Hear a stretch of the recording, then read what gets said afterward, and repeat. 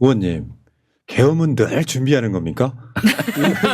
윤석열이가 청사특권을 한 말이야. 윤석열 같은 계엄은 진짜로 늘 준비하는 게 아니죠. 그런 계엄을 군은 안 하려고 무진장 노력하는 거고요. 실제 계엄은 군에서 하는 계엄은 전쟁이 났을 때 계엄을 해서 예를 들어서 총동원령을 해야 되거든요. 여러 가지 병력도 모아야 되고 물자도 동원을 해야 되기 때문에 그런 것도 혼란한 상황의 계엄 사항은 하는 전쟁 연습할 때 전시 계엄 훈련을 하는데 지금처럼 평온할 때 구테타 하는 계엄은 하는 적이 없죠. 네, 말도 안 되는 소리를 하고 있는 거죠. 성대모사 하겠습니다. 재판장에서 이렇게 얘기했을 거잖아요. 아마가 계엄은 늘 준비하는 겁니다. 그래서 합참에도 계엄과가 있습니다.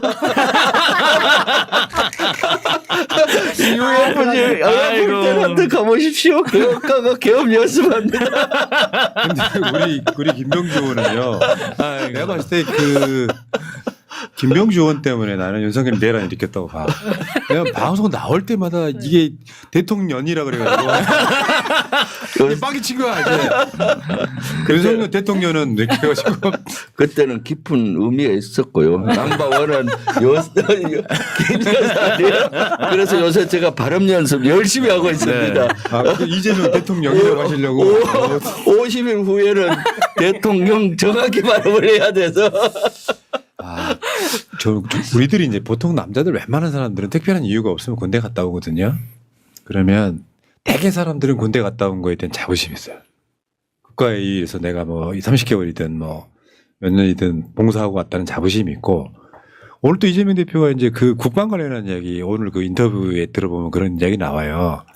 그러니까 이제 모병제로 갈 거냐 아니면 뭐 징병제로 갈 거냐 이 이야기인데, 해석은 뭐냐면은 양자택일이 아니고 두 제도를 적절하게 지금 그렇죠. 시대에 맞게 맞춰야 되는 거거든요. 네. 그러니까 군대라고 하는 것을 보면은 어떻게 보면 뭐 제대하고는 그쪽으로 오줌도 안 논다고는 하지만 사실 어떻게 보면 남자들 입장에서는 자기 인생에 있어서 잊을 수 없는 어떤 소중한 경험이기도 하거든요. 네. 근데 그 군을 영구집권을 위해서 쓰는 것 자체가 저는 악마다라고 봐요. 아이 그럼요. 네.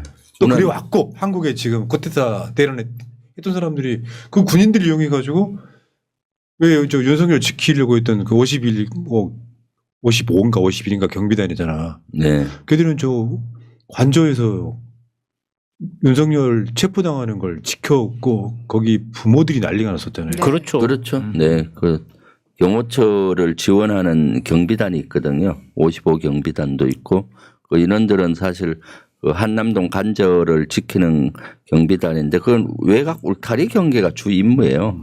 그런데 그때 경호처장이나 이런 세력들은 거기 압수수색 윤석열 구속할 때 그걸 막으려고 활용하려고 했잖아요. 그래서 그때 가족들이 엄청 난리 났었고요. 진짜 나쁜 놈들이죠. 다행히 그때 김선호 국방차관 권한대행은 첫째 말고 두 번째 그 집행하러 갈 때는 군은 울타리 경계만 해라. 체포하는 데는 관여하지 마라. 이렇게 임무를 줘서 군은 뒤로 빠졌죠. 그러니까 대한민국에 그런 공직자가 있어서 이렇게 돌아가는 겁니다. 네. 근데 이게 사실 저번에 이번 말고 저번 국회를 보니까 군에서는 네. 내란까지는 인정하는데 외환에 대해서는 아주 적극적으로 부정하는 분위기가 있잖아요. 네, 그건 그렇죠. 정상적인 업무였다 이렇게 네. 드론 띄우고 막 이러는 건데. 네. 근데 이제 정권이 바뀌고 이제 내란 특위 같은 게 제대로 가동이 그렇죠. 되면 네. 그거 분명히 조사해야 조사를 해야죠. 사실은 군에서 왜 그렇게 하는가 하면 군에 있는 지휘관들은 정상적인 작전이라고 오해를 했을 겁니다.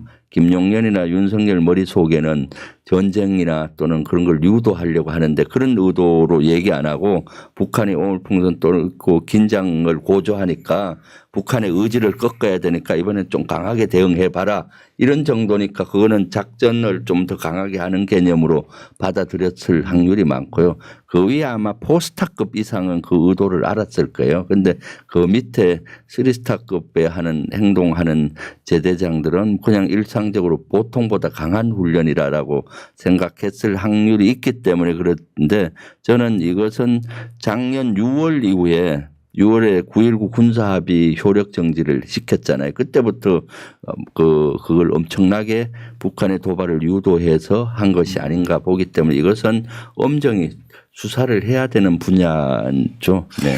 참. 근데 이게 있잖아요. 뭐 보수 정권이 들어서면 경제를 잘한다 거짓말, 국방을 잘한다 거짓말. 근데 이거 있잖아요. 팔이라는 걸 했어요. 미국 네. 팔이, 한미 동맹 팔이, 네. 가치 외교, 뭐 우크라이나 어쩌고저쩌고. 근데 결국은 돌아온 게 뭐예요? 민감 국가 리스트에 그렇죠. 한국이 포함된 거야. 네. 그렇죠. 윤석열이 가가지고 미국에서 막 파업성 부르고 막 미국의 그 한국 기업 유치해주고 온갖 했지만 결국 민간 국가라는 게 윤석열이 마지막 남긴 나쁜 유산인 거잖아요. 네. 그것도 있는데요. 대한민국이 전시의 물자로 비축하고 있는 포탄 155mm 포탄을 100만 발 가까이 미국에 제공했습니다. 근데 동맹국한테 어떻게 이럴 수가 있죠? 맞아요. 네. 이렇게 된 데는 윤석열 진짜로 이번에 4월 15일 날 민간 국가로 지정이 되고 효력이 발휘가 됐잖아요. 이것은 특대형 안보 사고죠. 윤 정권이 만들어낸. 동맹인데. 네, 동맹인데 그렇게 할 수 없는 거죠. 그런데 이것의 결정적인 거는 저는 12.3 내란이라고 봐요. 12.3 내란을 하면서 그 윤석열 세력들이 일부 그 오비들을 활용을 해서 사드 기지라든가 뭐 청주 기지라든가 이런 데를 한다는 것들은 미국으로는 믿을 수가 없잖아요. 통상 국민의힘에서 무분별하게 윤석열이가 핵주장 자체 핵무장을 해서만 그렇다라고 언론에 많이 나오는데 저는 그것보다도 미국 그걸 좀 기지들을 공격을 해서 피해를 주려고 한 이런 것들은 경악할 일이잖아요. 그리고 북한의 도발을 유도해서 미군들의 피해를 주려고 한 그러니까 믿을 수가 없는 겁니다. 그래서 믿을 수 없기 때문에 민간 국가로 지정을 했다고 보고요. 그 한덕수 권한대행이 얼마 전에 트럼프하고 뭐 통화했다고 막 자랑하고 하는데 이때 민간 국가 효력이 아직 발휘 안 될 때거든요. 그럴 때 이럴 때 그 민간 국가 이거 빨리 그 효력을 정지시켜달라 하면 안 된다 이런 걸 해야 되는데 그런 얘기 하나도 없잖아요. 이번 대정부 질문 때도 그런 것들이 있나 질의했더니 없더라고요. 그러니까 정신이 콩밭에 가 있으니까 해야 될 일을 못한 거예요. 그리고 통상협력 하겠다고 하는데 통상협력은 단기적으로 해서는 안 돼요. 왜냐하면은 미국 트럼프 대통령의 전형적인 그 협상 전략은 머리 들어넣기 전략입니다. 2개를 원할 때 10개를 달라 해요. 그럼 인내를 가지고 쭉 하면 2개를 주면 되는데 지금처럼 한덕수가 막 들어온다. 그럼 10개 달라 할 때 12개 줄 수가 있어요. 인내를 그래서 여기 초기 협상은 하더라도 그 나중에 패키지 협상은 다음 정부에서 해야 된다. 그래서 오늘 김민석 최고도 아침에 가서 기자회견도 하고 그 한덕수 그 있는 사무실 앞에서 이런 시위도 하고 했었는데 그런 거죠. 통상 협력을 마치 자기가 잘하는 것 같이 띄우고 나와서 대통령 후보를 하려고 하는 수작인데 그렇게 하면 국익에 지대한 영향을 미치죠. 맞죠. 예를 들면 문재인 정부 때도 그 방위비 분담금을 5배 달라 했어요. 1조면 되는데 5조 달라 했잖아요. 그런데 문재인 정부에서 끝까지 버티고 설득시키고 바이든 정부 되자마자 1조 조금 더 줬어요. 그러니까 정확히 저는 그때 트럼프 정부 때 트럼프의 협상 전략 전형적인 머리 들어넣기 전략이다. 2개 전략이 있거든요. 한 발 들어넣기 전략이 있고 머리 들어넣기 전략인데 한 발 들어넣기 전략은 10개를 원할 때 1개부터 빌려가요.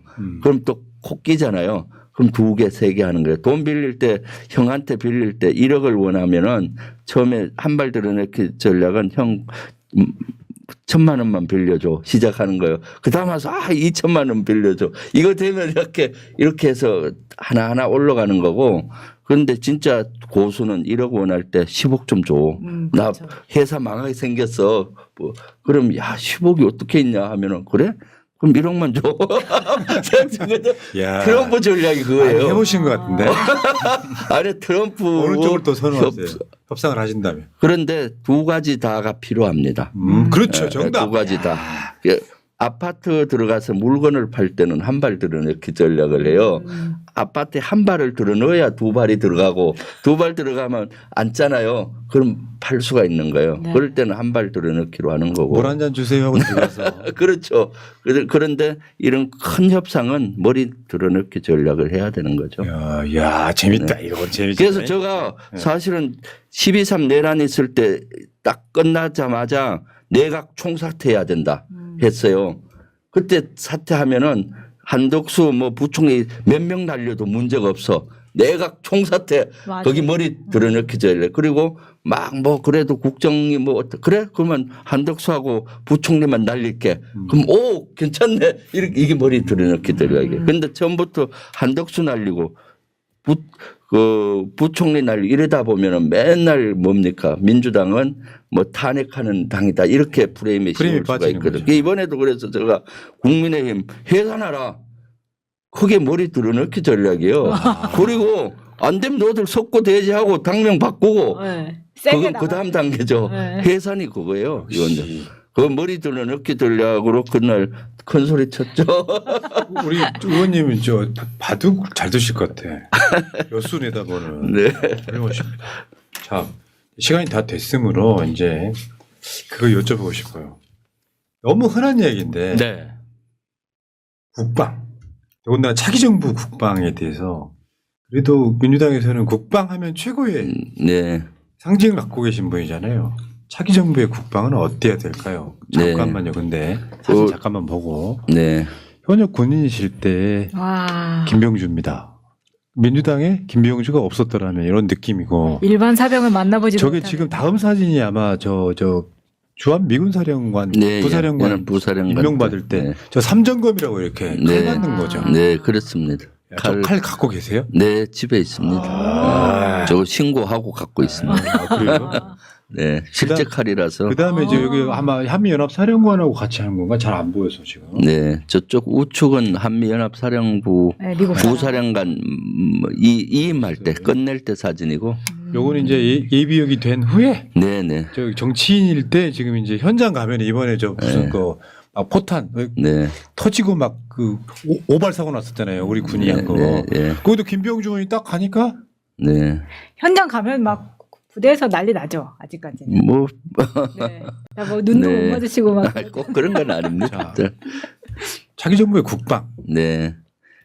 한 몇 줄로만 요약해 주신다면. 차기 정부 국방은 먼저 국민의 신뢰가 바닥에 떨어졌기 때문에 신뢰를 회복하고 그다음에 이제 강군으로 가야 되는데 먼저 인구 절벽이 나서 인구가 줄기 때문에 유무인 복합 체계로 가야 된다고 봐요. 무인화가 많이 돼. 무인 전투기, 무인 장갑차, 뭐 드론 이런 거 있잖아요. 그렇게 해서 공백을 좀 무인 복합 체계로 가야 되고 AI를 장착한 무기 체계.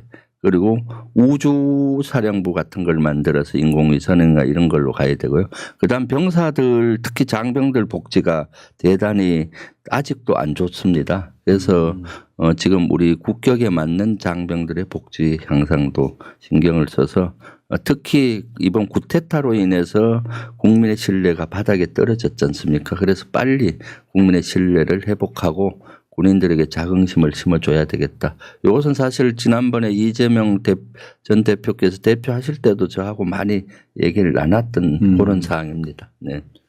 그게 저 보수들이 명백한 거짓말인 보수가 경제도 잘한다? 거짓말이고요. 사실 지금 뭐 보수가 유일하게 남아서 뭐 빨갱이는 죽여도 돼 같은 극우들이 지금 이번에 탄핵 사태 때도 준동을 했잖아요. 실제로 우리의 역사적으로 보면 우리 민주진보 정권이 국방도 훨씬 잘합니다. 그러니까 요거를 완전 뺏어봐야 돼. 이미지 자체를. 네. 맞아요. 뭐 한미동맹이라고 온갖 난리를 쳤지만 민간 국가 돼서 한미동맹인데 제외된 리스트 뭐 이런 짓들을 하지 말고 나는 김병주 의원이 이런 그 국방에 대해서만큼 아마 다 준비하시고 계실 것 같은데 인수위가 없는 정권이다 보니까 이 부분에 대해서는 지금 물밑으로 하는 작업들이 되게 많을 것 같아요. 뭐 그런 이제 말씀해 주시라는 얘기는 아니고 자, 새날 시청자분들한테 이제 내란 평정하고 돌아오셨으니까 인사하시고 이제 가시면 되겠습니다. 네. 먼저 감사합니다. 그 12.3 내란 이후에 우리 시청자 여러분들이 같이 응원봉으로 또는 새날 온라인상으로 응원을 하고 같이 힘을 모았기 때문에 윤석열 파면이라는 큰 산을 일단 넘었고요. 그렇지만 내란은 종식되지 않았습니다. 아직 내란 잔존 세력들이 여기저기에 발효하고 있기 때문에 내란 종식은 4기 민주정부를 수립하고 해야만이 가능합니다. 그래서 이제는 두 번째 선 대선 승리 내란 종식에 힘을 좀 모아주시면은 고맙겠습니다. 같이 하면은 꼭 이룰 수가 있습니다. 좋습니다. 네. 자, 김병주가 민주당에 있어서 얼마나 다행인지 윤석열 내란에 김병주 장군이 없었더라면 여러분, 자, 김병주 의원 많은 응원 부탁드리고 오늘 방송 여기서 마치겠습니다. 고맙습니다. 감사합니다. 감사합니다.